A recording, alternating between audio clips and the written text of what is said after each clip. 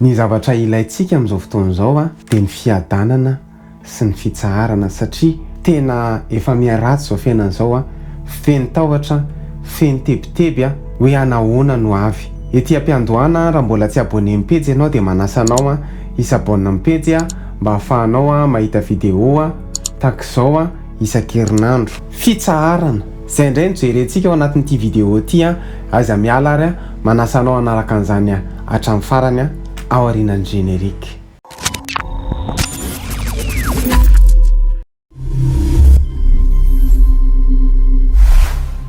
Dia faly miarabantsika rehetra tompoko tonga soa anatin'ny Pejy mitsanganaka mihazava misaotra anao manaraka hatrany ny Pejy Fitsaharana. Hoy ny ten'Andriamanitra atao amin'ny Jaona 4:12 ny 7:20 hoe fiadanako no omeko anareo. Ny miaraka amin'Andriamanitra dia tokony hitsahatra sy tokony hiadana, tokony hilamina ianao.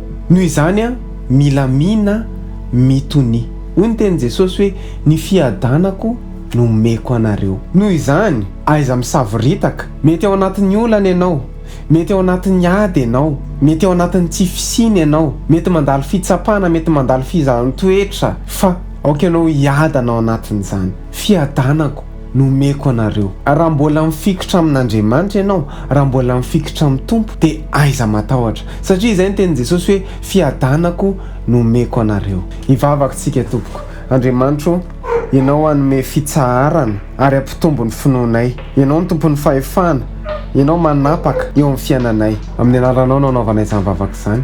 Amen. Amin'ny heriny isika dia mbola ho tohizantsika izany hoe fitsaharana.